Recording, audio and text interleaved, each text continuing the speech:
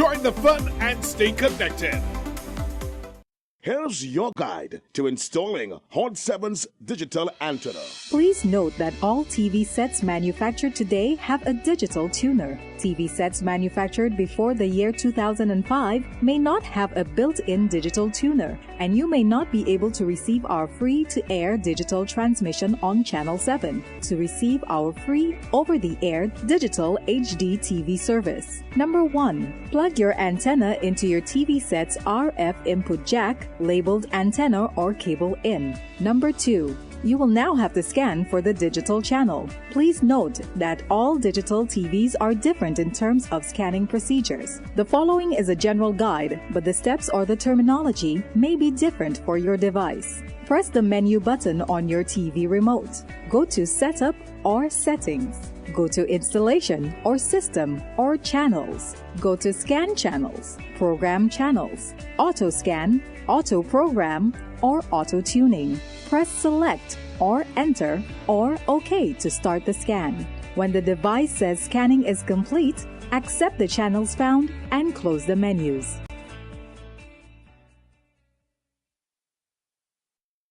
From your desk to your lunch table, whether you're on the job or taking a well-deserved break, get the top stories and breaking news all in one place. Join us Monday to Friday at 12 p.m. for Hot 7 Midday News, bringing you the latest headlines from St. Lucia and around the region. Stay connected, stay informed, only on Hot 7 TV.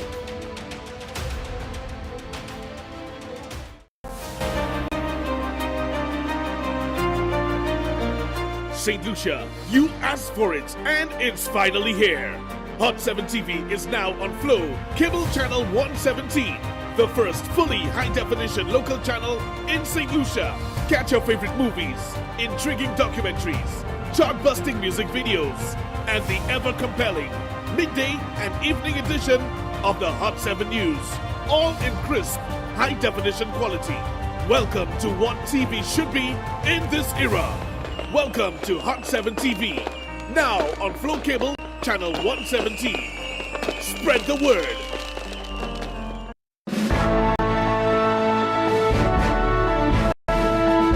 In the headline, St. Lucia Cancer Society launches Childhood Cancer Awareness Month campaign.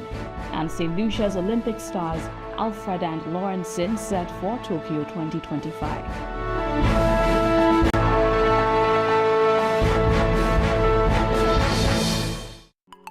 Don't miss out on your chance of becoming $240,000 richer with Super 6. But you have to be in it to win it. Get your tickets today. Now you can take Hot FM, Kiss FM, and Hot 7 TV with you wherever you go. Whether you're in St. Lucia or exploring our four corners of the globe. Our record-breaking app has already been downloaded over 500,000 times on Google Play and the Apple App Store. To bring you the best in HD sound, we've relaunched a brand new app. Get it for free in the App Store by simply searching Caribbean Hot FM HD. Listen to us in real time, anywhere, any place, anytime. We've added so many cool new features, like our live in-studio option, where you can see your favorite announcers and DJs at work. So download the app today. It's free. Spread the news. St. Lucia is now in HD around the world on the Hot FM app. Don't miss out. Join the fun and stay connected.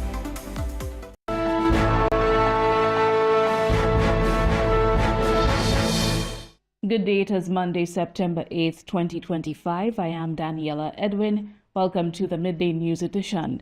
Whether you are tuned in on Flow Channel 117, Kiss FM, Hot FM, the Caribbean Hot FM mobile app, the Caribbean Hot 7 TV Facebook page, our new YouTube channel, Caribbean Hot 7 TV News, and not forgetting those of you using the Hot 7 plug and play antenna. Thank you for joining us. As Childhood Cancer Awareness Month begins, the St. Lucia Cancer Society has launched a month-long campaign to support young patients and raise awareness across the island. President of the St. Lucia Cancer Society, Dr. Tamara Remy, stresses the importance of early detection, education, and family support in improving outcomes for children battling cancer.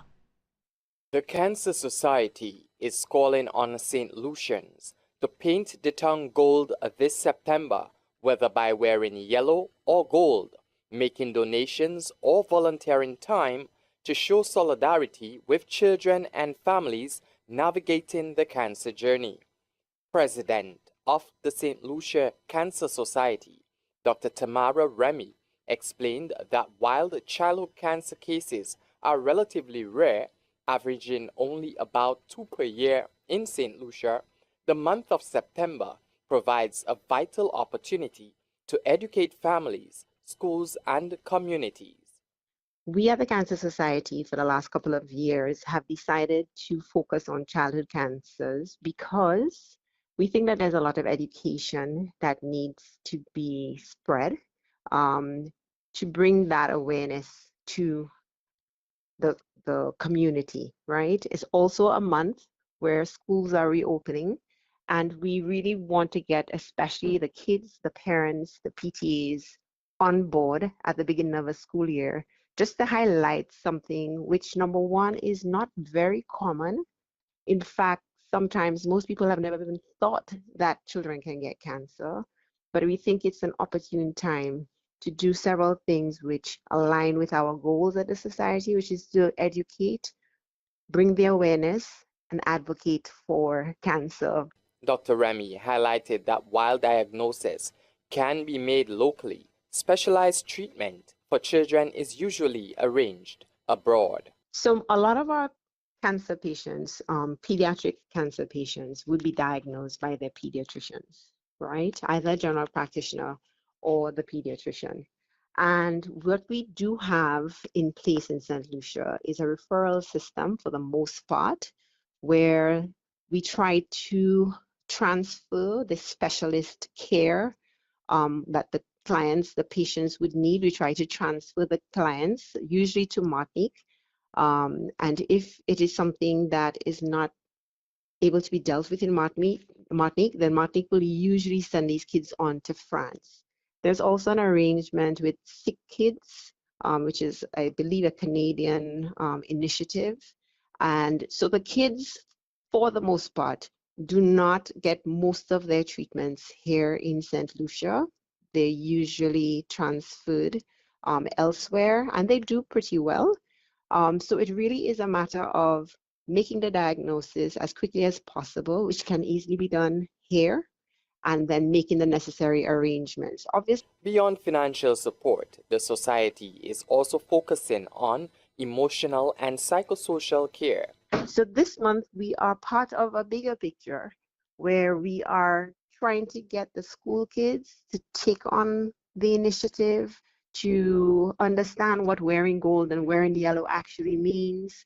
It will look like we're going into schools and having individual conversations at a school level, trying to educate groups of kids, and just trying to create that awareness. The unfortunate thing is that it lasts for September, because next month is October and you're going to have the same thing happening for breast cancer and everybody forgets about September. So the hope is usually that we start the awareness and advocacy and try not to just get the school kids, but the parents and the wider society, just to always be constantly aware that cancer is very much in our presence, in our midst. For those persons who don't even know that children can get cancer, is to educate you about that, how to support these kids, how to support the parents who are going through this, especially in the schools. We try to appeal to the empathy, to stop the bullying. So you have a child who's come back from treatment, who's lost all their hair, they may look a little different. What do we do without even knowing that they've gone through a cancer journey to be supportive? This year's campaign will include outreach sessions, workshops, and school assemblies, where children will learn not only about cancer, but also about healthy habits to carry into adulthood. While most childhood cancers cannot be prevented, early detection can significantly improve the outcomes. Globally, more than 80% of children diagnosed can make a full recovery with proper treatment. For the Hot 7 TV News, I am Alvin Alexander.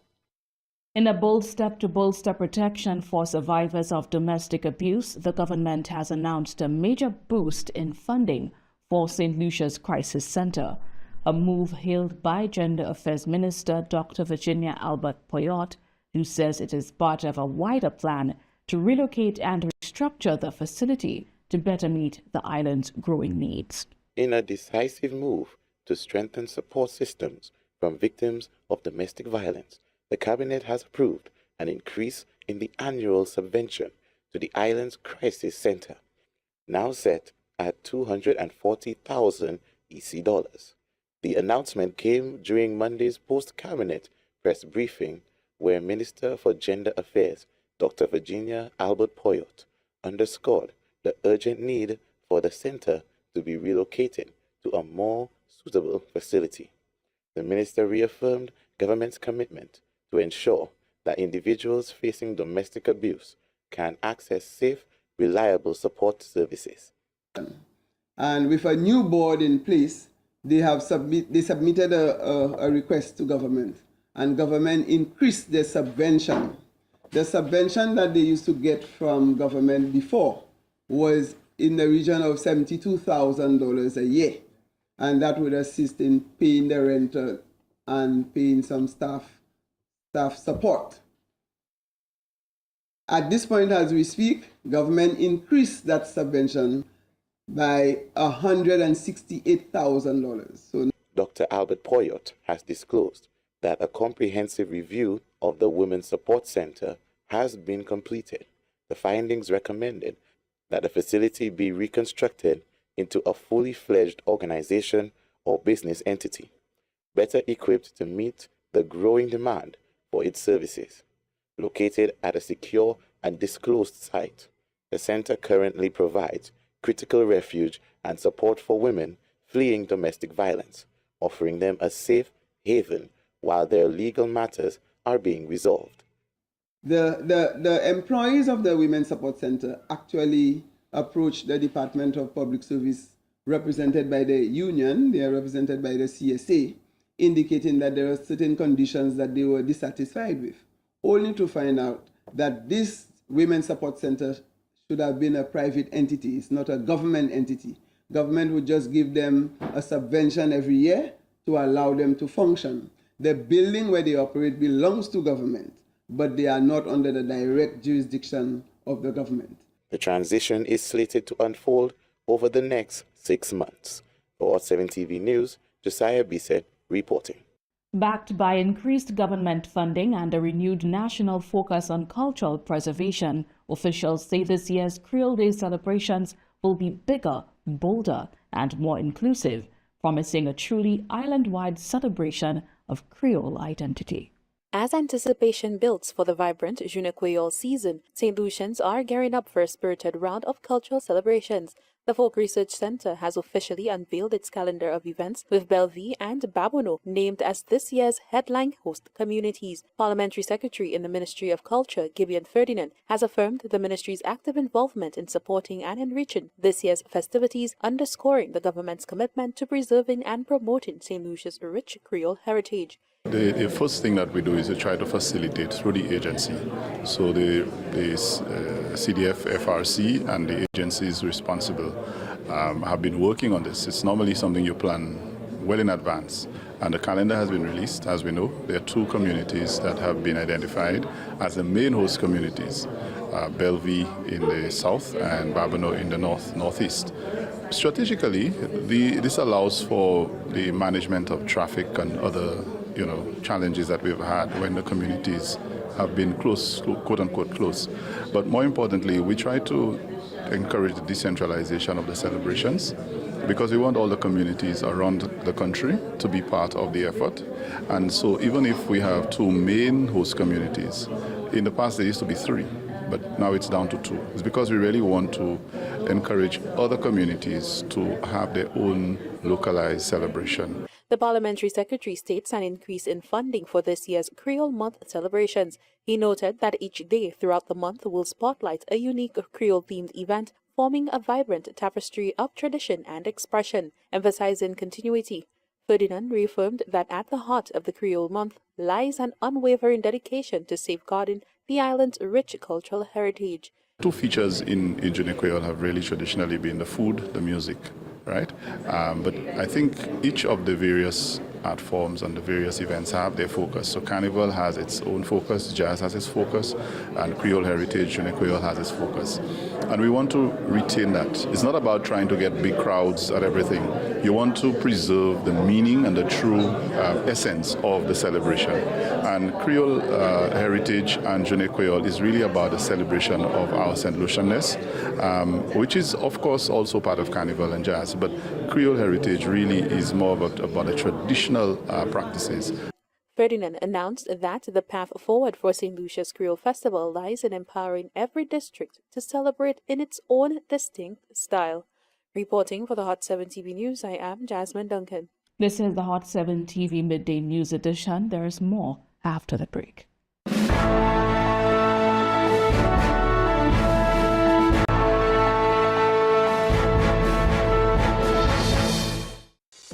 Okay, everything ready? My BOSL Visa credit cards with my rewards? Check. My keys to my world, my car, my goals? Check. Now let's do this. This is what I call leveling up. Shopping, earning rewards, easy. I link my BOSL Visa credit card to my rewards and it's game on. Every tap, every purchase, points in the bag. Link your BOSL Visa credit card to my rewards and watch the points add up. With my BOSL Visa credit card, I'm not simply paying, I'm stacking up rewards, big and small. Tap, pay, earn, simple. I can even split big purchases and keep earning, no sweat. Travel's next. I turn points into miles, flights, hotels, even car rentals. Even top up my miles with cash. All with my rewards, my world, my way. Getting started is easy. First, of course, make sure you have your BOSL credit cards. Then, download the My Rewards app. I shop, I live, I earn, I go further. Every tap, every transaction earns you more with My Rewards. Download the app, link your BOSL Visa credit card, and start living your best life. My Rewards, my world, my way. BOSL Visa credit cards. Spend life living. Looking for the best way to advertise? Stop searching. Hot 7 TV gives you more reach, more impact, and more value. Get your business in front of the right audience and watch your sales soar. Don't miss out. Call 452-6040 today and take advantage of our exclusive advertising packages. Hot 7 TV, smart advertising for smart businesses.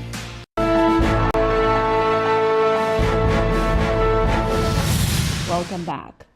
With less than a month to go before the 2025 World Athletics Championships in Tokyo, Team St. Lucia is being led by two of the island's standout female athletes who have already made their mark on the international stage. According to the St. Lucia Athletics Association, SLAA, the island will be represented in Tokyo by Olympic champion Julian Alfred, who will compete in the 100-meter and 200-meter, and Asian Lawrenson, set to contest the 100-meter hurdles. Both athletes are in strong form this season, with Alfred blazing through the Diamond League circuit and Lawrenson showcasing her readiness at the North American, Central American, and Caribbean Athletic Association Championships. St. Lucia Athletics Association President Dora Henry emphasized the level of preparation involved. Preparation has been extensive and very focused, in particular for Julian Alfred. She is actually at a camp as we speak in preparation for the games, and would have had access to top tier coaching and rigorous warm-up meets, and therefore she is ready. Asia similarly would have been preparing and planning for her appearance at the World Athletics Championship. Extending gratitude, Henry noted that the St. Lucia Athletics Association has managed all administrative aspects for Team St. Lucia's participation at the upcoming games. The St. Lucia Athletics Association would have handled all administrative aspects and matters for Team St. Lucia, including athlete registration, flight details, accommodation, preparation for the Congress and Convention, sourcing of equipment and competition kits, and having regular meetings and discussions with the management team of both athletes to ensure that every detail is covered. A big thank you and support from the National Lotteries Authority, which provided critical financial assistance to us as it relates to the travel and accommodation for our management team and our athletes' accommodation, as well as from World Athletics also would have subsidized some of our costs. And Julian's manager, Mr. Henry Roll, who provided some guidance and has secured essential services such as physiotherapists and mental coaching services for our athletes. Looking ahead, the St. Lucia Athletics Association SLAA is committed to expanding its long-term athletics program with a focus on driving growth in athletics through greater investment, expanding grassroots and school programs, and creating sustainable pathways for international exposure. The association has issued a call on St. Lucians at home and abroad to rally behind Alfred and Lorenzen as they prepare to take on the world's best in Tokyo. For the Hot 7 TV News, I am Alvin Alexander. Minister for Infrastructure, Ports and Transport Stephenson King has provided an update on major road development projects, including the long-anticipated reconstruction of the Julian R. Hunt Highway, while also responding to public concerns about ticketing on the Waterworks bypass. Minister for Infrastructure, Ports and Transport, Honorable Stephenson King, has stated that one of the island's major infrastructure projects, the Julian R. Hunt Highway, will undergo redesign and new construction works could commence soon. The project, he explained, is being advanced through funding from the Government of Kuwait, the Kuwaiti Fund for Arab and Economic Development, KFED, and the Caribbean Development Bank. When the new administration came into office, we sought the assistance of the Kuwaiti government and the KFED, and as we speak, we are actively pursuing the reconstruction, redesign and reconstruction of the Julian R. Hunt Highway from the Shock Bridge all the way to join with the Grosley to Cap Estate Road. That is in a very advanced stage. We have been negotiating for some time now with the Kuwaitis.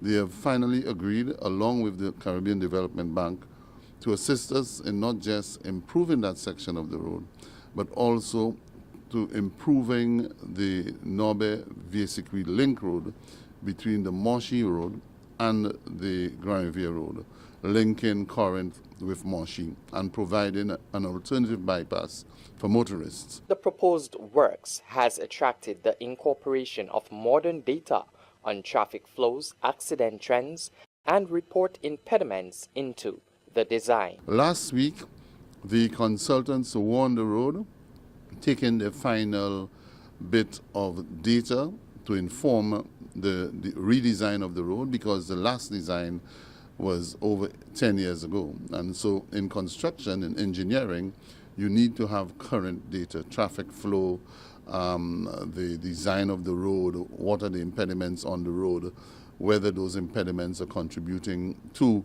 motor vehicular accident, etc., etc.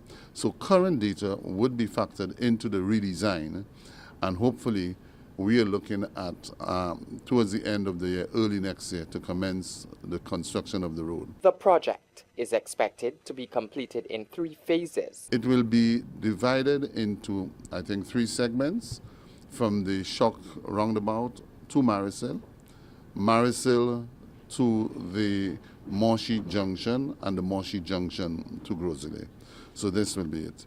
In addition, the government has started ahead of any other initiative to improve on the Vieux-Sequi Norbert Road, which is Vieux-Sequi from Grand Riviere through Vieux-Sequi, Norbert, and into Corinth, as I said earlier on, to present a wider, safer, more attractive road to connect the Grosley community into Grand Riviere and onto Union and other communities. Minister King emphasized that the project forms part of the government's broader mandate to enhance road safety, improve traffic flow, and create resilient infrastructure that meets the demands of modern St. Lucia.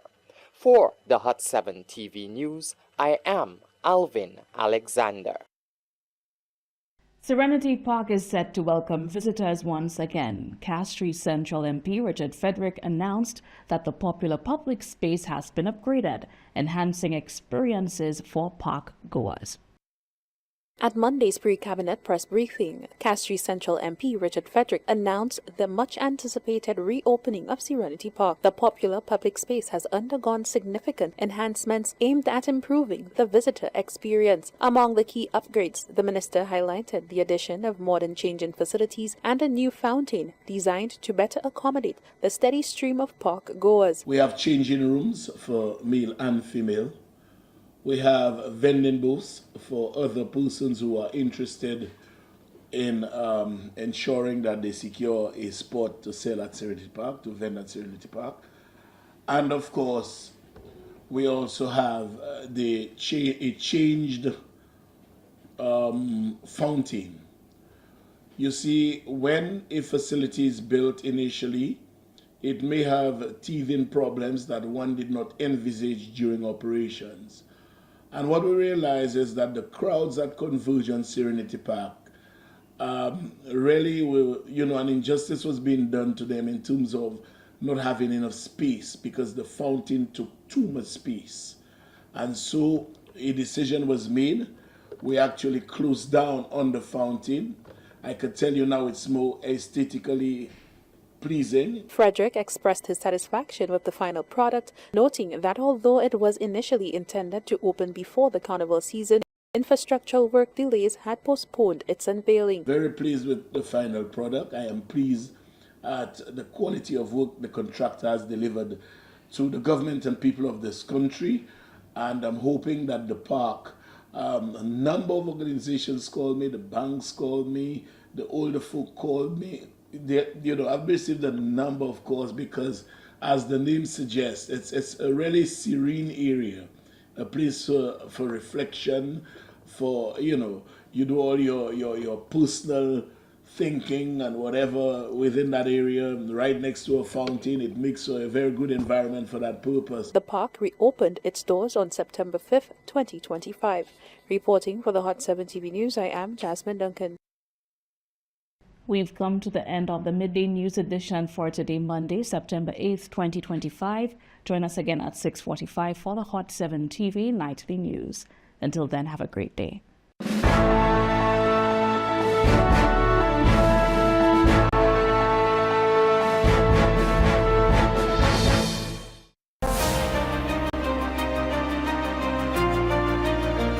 St. Lucia, you asked for it, and it's finally here.